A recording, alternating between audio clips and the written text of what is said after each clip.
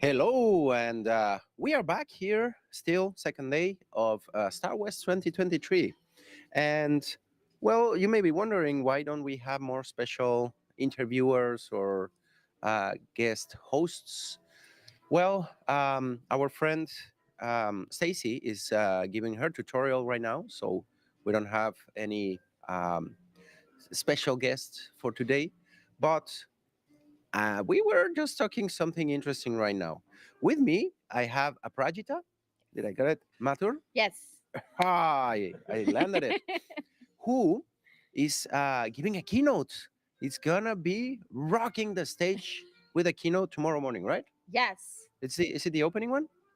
No, I think it's the The second one, second. which is better. I think it's yeah. Yeah, I don't even remember who's giving the first one. Sorry if I know you. um, but it's an honor. I'm super happy that you had a chance. We're gonna share a little bit more stories of all the struggles to be here and have all that opportunity. But Aprajita, for the ones that do not know you, haven't heard of you, would you mind sharing what's the deal with you? What are you doing? What do you do? Sure. So I have two big jobs, Okay, full time. The okay. first one, Is I that am legal? the yes. First job, I am the co-founder and financial co-founder and co-founder of two AI models. Okay. Yes, one is 7 years old and one is 1 year old. Uh, they are both great testers. Like they are AI models that test me and my husband. Hmm. Uh, I'm starting to this put things yes, together. the 7 year old model is right now in this phase where he does load testing a lot. He'll ask Stress us. testing, I would Yes, say. the model sends the same request 50 times, expecting a different answer. Sometimes my APIs break.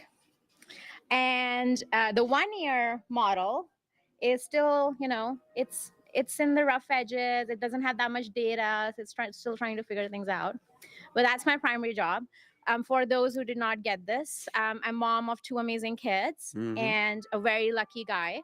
Well, he's also the third kid, but by marriage, not by biologically I've been speaking. called that. Yeah, I Yes. know the feeling. No, it's totally understandable. I won't. um, and the second job is I work for a company called Guardant Health, which is in precision oncology space. So we work with detection of cancer. Hmm. The traditional method of cancer detection is through tissue. So if you have had anybody who's been impacted by it, you know that they generally go take a piece of your organ for solid tumors. They would have to take a tissue biopsy and they would Hmm. have to analyze it. For some people, this can be very difficult depending on the age they're in, or just even if they can get a treatment The like that. area as well Yeah, where they have to correct. check, right?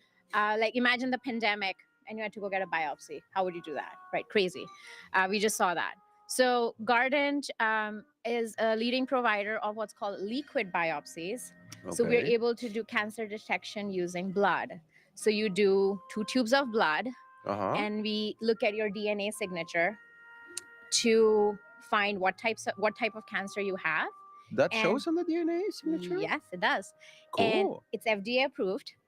And we also match we also try to match with existing drugs in the market that can help you with that, the cancer type you have, or potential clinical trials that are out there.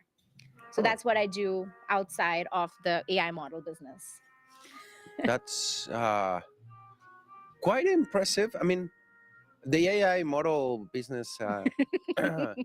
It's a different type of AI, but um, regarding the cancer detection and all this, do you use actual AI to identify these type of things? What is So the we process? Do you So the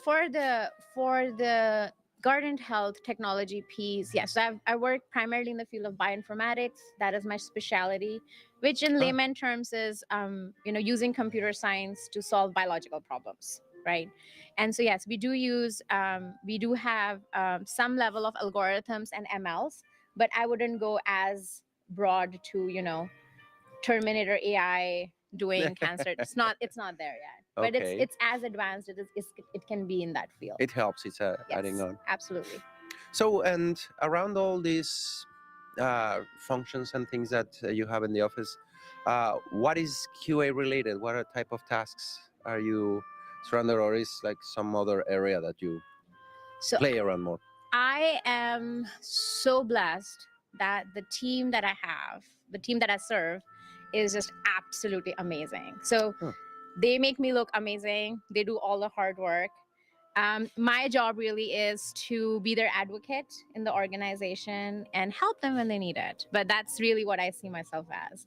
But my some of them are here actually this for the conference, and I'm so happy, and I'm super nervous for the keynote because they're in the audience. I'm like Oh, but cool.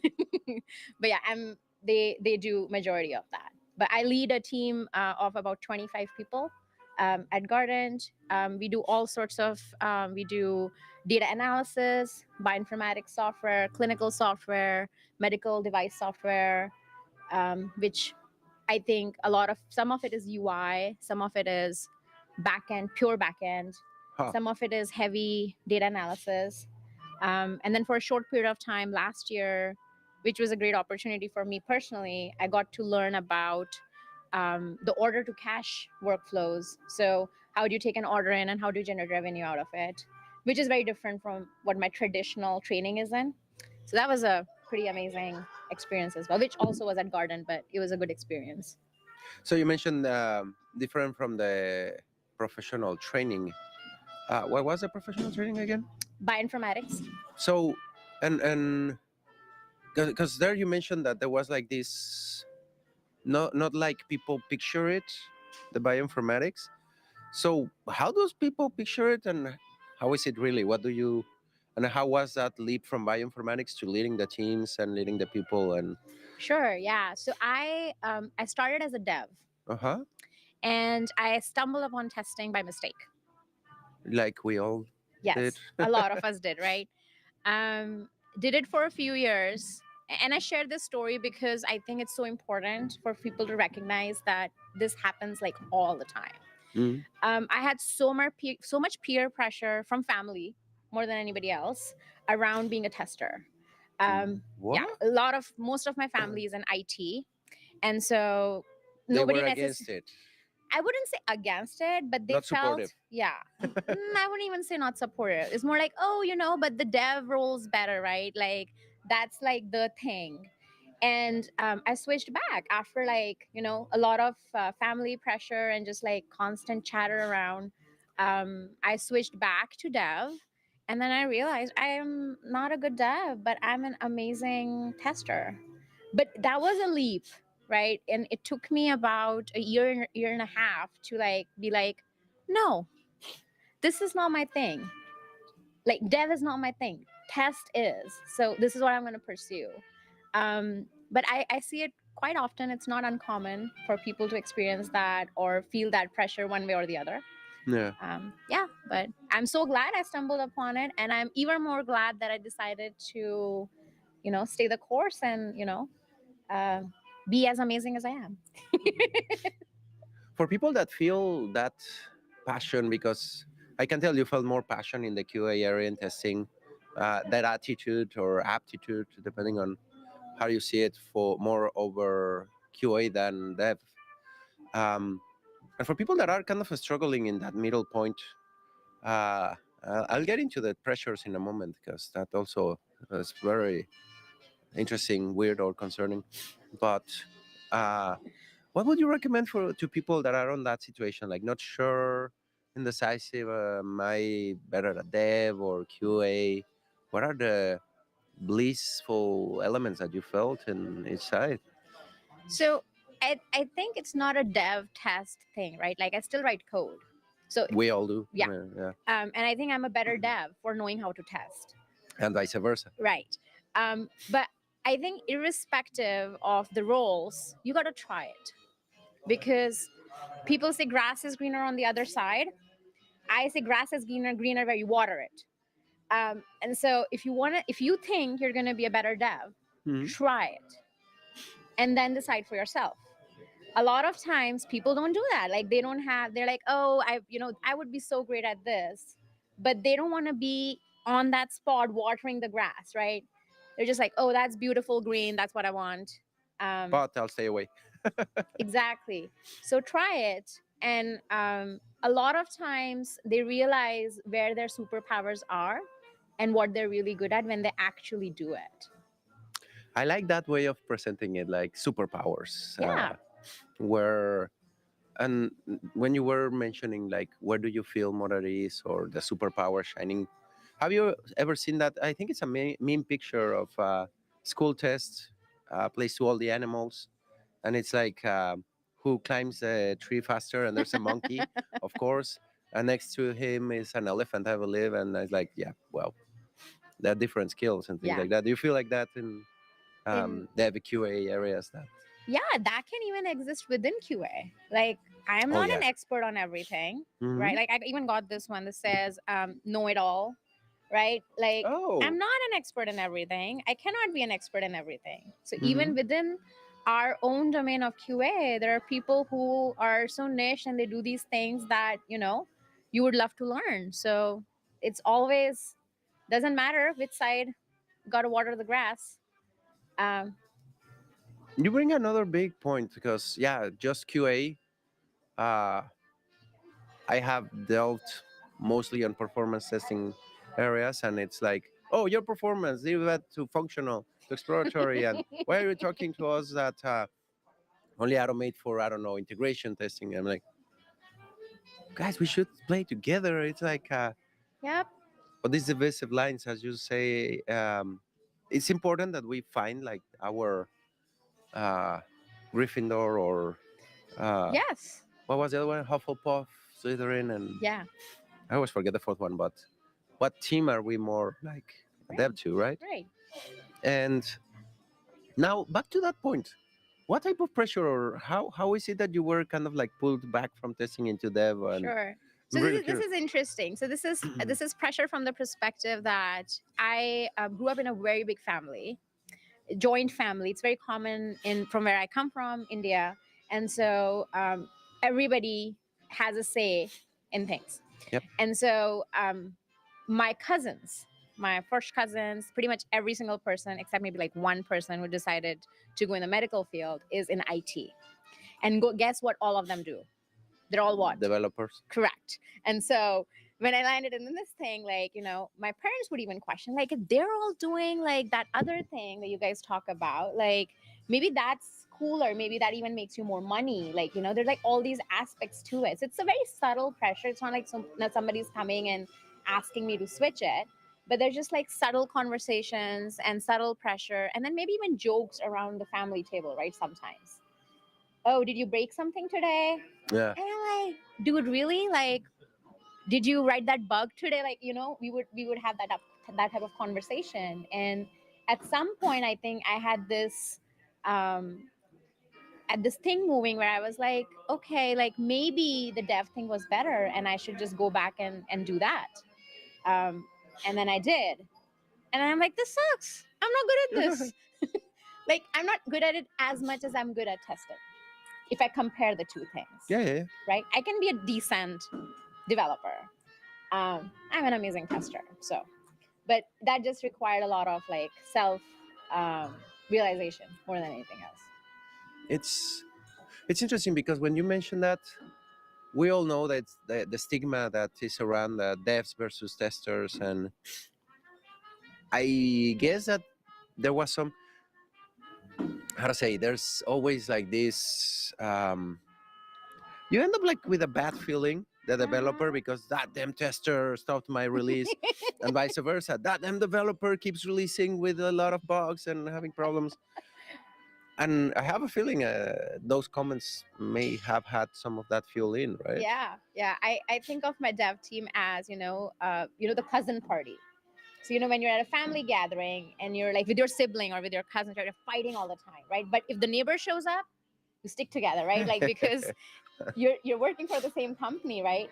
So I think of them as that extended family more than the dev or but that's how I see them now, as that extended family that you're quarreling all the time. You have different opinions, you have different things you want to do, optimize, whatever else. But If the product owner shows up, you're like, nope, no more scope to that sprint, right? Regardless of how much progress or how many bugs are detected. Nope, nope, scope, stop it. And it's also very interesting. You made me, you reminded me. In the past, some people where you meet them, it's like, what do you do, or what's the usual question? What do you do for a living? Oh, I'm in IT industry, blah blah blah. Oh yeah, what is the specialization? Testing. Oh, Do uh, you get the O? not that I kind of exaggerated a little bit, just a little bit. Um, but is that like reply at times like, oh, you poor little thing, probably you didn't made it to kind of like DBA or something Yeah. deeper. I'm like, no, I've been at DBA. I enjoyed it, but this performance thing is also cool. I'm enjoying it. Yeah. And they're like, oh, but don't you want to kind of like try to be SRE or on call, killing fires over the weekend? I'm like, "Eh." Not to say that QA has it like completely an easy time and never Sure. stays up late. And But I they have these always, images of you, right? Like of what a tester looks like, right? And most of us don't fit that bucket, but um, I don't know where that kind of image that you say came from, because it's I not don't know either. realistic at all. Some of those, like the developer, typing code in the basement and just like being thrown at coffee and donuts happens. I've been a developer. There's a slight true on that. But same with the tester. When we are automating, it's like, yeah, don't let me do my automations. I'll be back. No more daily stand-ups. No more Uh of those huh. things. I just have this pile up of Things I automations need to too. get done. Yeah, exactly. And as an example, when you mentioned that you have all these interdisciplinary members on your team, being involved and managing this communication, do you experience any challenges around and these dogs and cats fight, QA dev, more releases, more bugs or more features, more defects? How do you handle all that? So that's a fun question. I think I've grown to love being like, I actually should buy one of those chaos, coordinator mugs. You get them. I've never bought one, but I think I should. I actually enjoy being part of those discussions. Secretly, well, Hmm. sometimes when there's no chaos, I'm like, something is terribly wrong. Like, how can every single thing go smoothly? Like, we are not doing something right. I think Uh, that's your experience with children. maybe, but even with tests, right? Even with development, like that's inherently going to be there if you have an active and involved team, right? If people are silent, and if people are not talking and they're not expressing, then you are not in the right environment. I feel that environment is not good. So I don't mind the chaos at all. I actually like it. And having the diversity of the team, it really helps me continuing to be curious and continuing to grow. That's like my thing, and I think that's one of the reasons I liked testing so much, was the exploration piece of it, right? Like when I was a dev, I had like this one feature that I would work on, and I would be really good at it, Hmm. but then that's it. Like, end of story. My box is closed, I'm in the basement writing my code. But as soon as I moved into testing, it was like being a dolphin in the ocean. Go ride the wave, right? Go come to the beach, see if people come hang out with you, right? It was just like very different. And that matched very well with my personality. I call myself like a curious George, if you would. I like to learn new things. And so this really helps me. When the diverse team really helps me, because a lot of times, actually every single day, I learn something that I didn't know, even if it was the tiniest of things.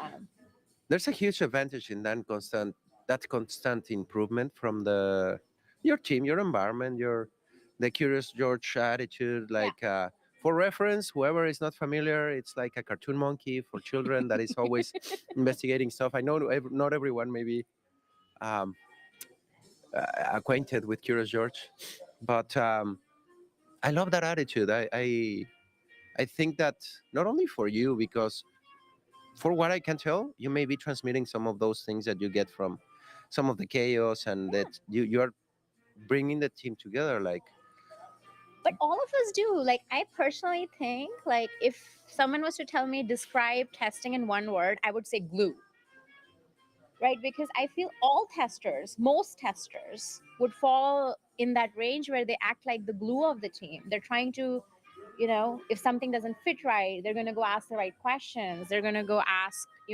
like, try and figure out how to do this better. So I feel a lot of us as testers act as those glues in the team. It could be at different scales, right? mhm. But we do act like that, whether we like it or not. Like, I'm sure you have acted like a glue. I like that word, that description, because you're piecing together. You're Mm-hmm.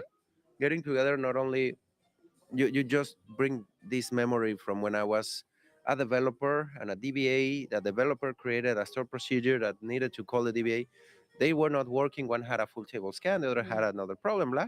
Like, guys, get together. I found that the problem is in between you two. Like, talk. And when you were saying it reminds me a lot when these couples that are mad at each other, and just like bring them together, like, talk, Talk. please, get to what are you feeling? Why are Right. you offended, or what's the problem? Right. And both sides have there's no solution only when one side. That's like the couple therapy thing that you just got me thinking. And I don't know, cool stories of those like Gluing. gluing Oh, I was activities. I was doing that right now on my way to StarWest in my Okay, Uber. how's that? Cross-functional meetings, trying to address Oh, I some. thought that you were fixing the Uber driver or something like that. No, I was having meetings while driving, and just for this reason that I'm like, I'm going to be away for the conference. This is urgent. Let's discuss this now. And I got a Slack message saying, "Do you need these?" If she's listening, then she's listening. But anyways, Hola. um, so someone sent me a message saying, "Do you need these non-technical?" And I'm going to put that in quotes, non-technical people in this call. And I said, "What's non-technical?" Because for Mm, me, all of these people that I work with are technical, because guess what, we sell a product that that is technical. that's technical. Like, I don't know what a non-technical, like, I don't know what you're talking about. So they were Stop like, drawing lines, so right? we had the glue meeting. Uh, Luckily uh it was in favor, and people could come together and decide what to do. But yeah. Interesting. And did they get together better, Yeah, yeah, yeah. connecting? They have to, right? Someone's paying the check, so gotta play nice at some point. Ah, you. That's right. They have to. They better.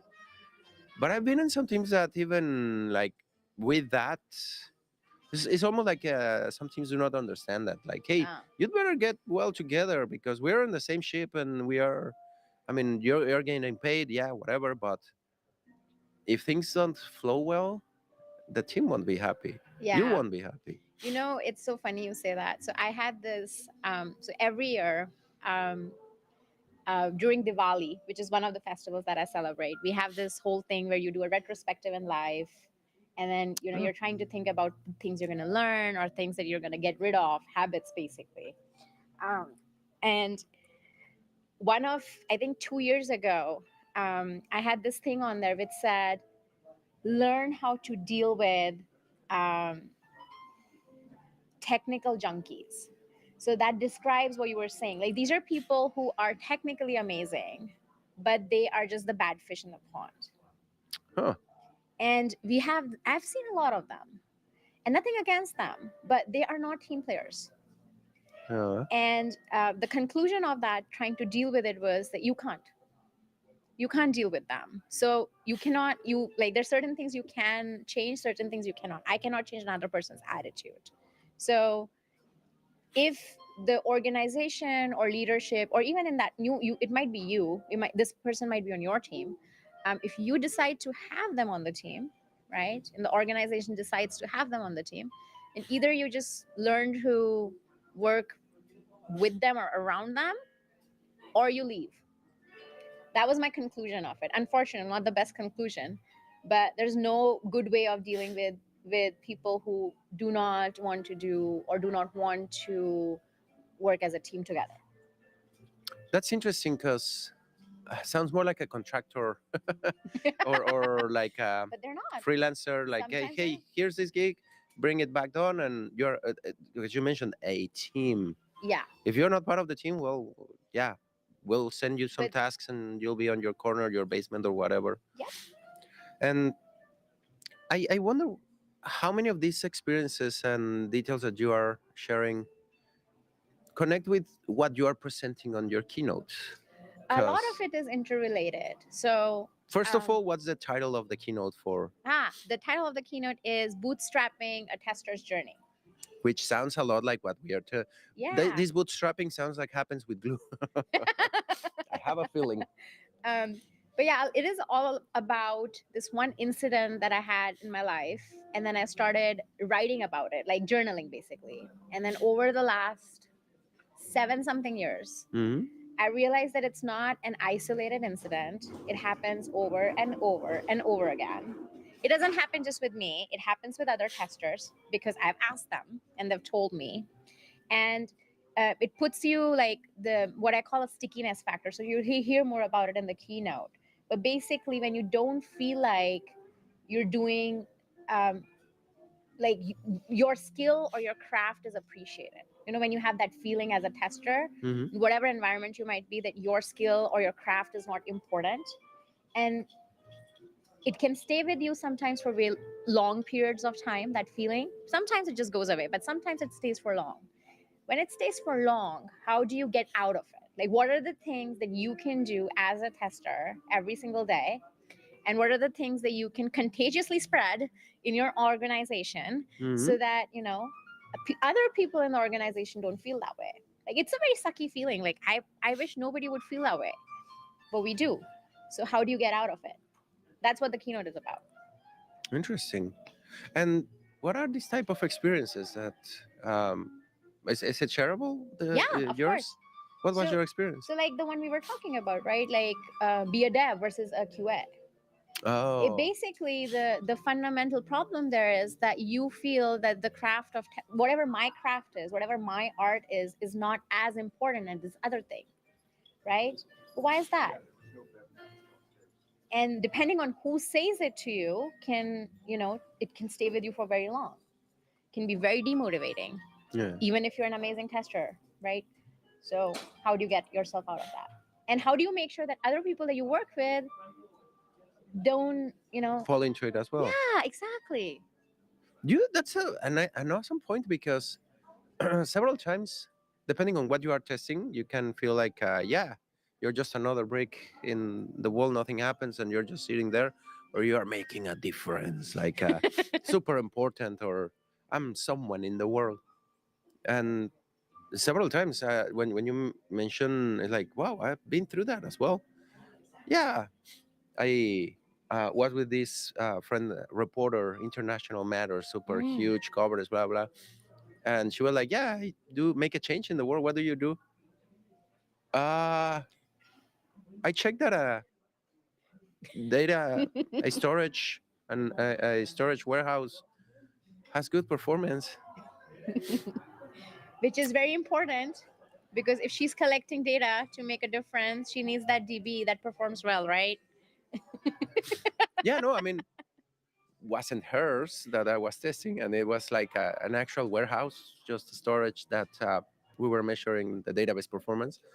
But No, but the craft, at, not at, necessarily that product, but the at, craft of someone doing that is important. that's the awesome perspective because yeah, the craftsmanship that you eventually have. I may not know how to write a report on what happened in Syria and the whatever events, but I can deal with that database and tell you, hey, yeah, you can polish it. That's a very good perspective because on those days I was like, I I'm just having fun, and So, how long did it last? This feeling. still nowadays comes back. See? It's not that I am totally over it and nothing happened. I feel better about it, but it's still there. Like It's there, right? Yeah. What difference in the world you making? I don't know. At times it's like I don't care, but at times I care. At Right. times you feel like, oh, am I just wasting my life or just No, you're not. I'm an awesome database analyst for performance, There you and go. that has to and that measurement of importance, it's so subjective Hmm.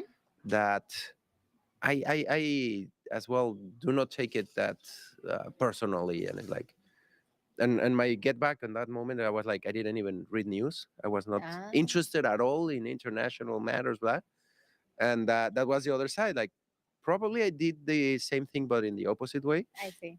Like I don't read news. Why I do want to know what happens in Syria? They are so far nothing. It doesn't affect my life as a. Right.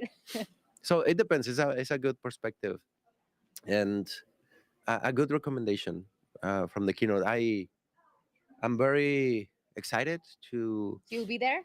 Sadly, not because we're gonna be doing some of these interviews, You can watch it later. but it's recorded. Yes. So I'm definitely gonna check and try to give some review because it's useful. People So watching, you're a tester, you're an awesome tester, the deal is, you with my rock it. review is that app's broken, and the only thing you can do is 10 out of 10.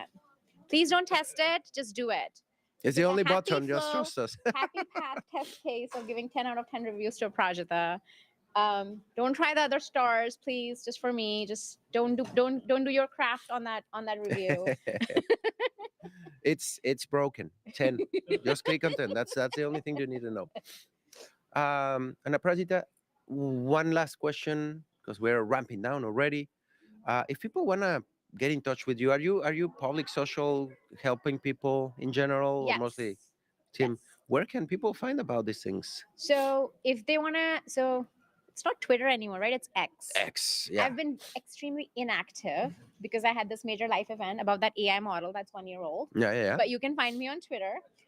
You can also find me on LinkedIn, What's your handle on Twitter? Mathur Aprajita. It's my last name and my first name. It's a very long handle, so if you type it, you'll remember. Mathur Aprajita. On Yes. screen, you have the name, just last name first, Yeah. first name last. And you can find me on LinkedIn, but put in a message saying why you want to talk to me. I get a lot of sales pitches, which I Oh. don't mind.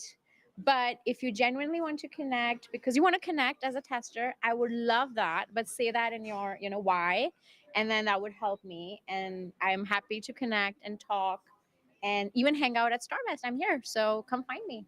If you are around or you know someone that is around, tell them that Aprajita is here. Happy to give you some recommendations, insights into not to feel bad about being a tester or whatever you are. I think that's the message as well. Whatever is your awesomeness in life, feel good about it, right? I think that's, yeah, I got it. I learned it right. So thank you very much for coming and accepting to share and accept to share all these awesome stories. Not so awesome, a few of them, but it's a great experience. I really appreciate it. Thank you so much. Yeah, thank you so much. It was nice being here. Yeah. And well, again, this is not over. StarWest 2023, day two. This is two. Yeah, it's day two. It's still on. We're still gonna have some surprises, some things happening, and even some personality switches that we were talking, Ooh, mentioning. yeah, let's do Let's that. see. Reverse role. I don't know what's the name of that, but you'll see what I'm trying to say. So stay tuned because we are not done yet.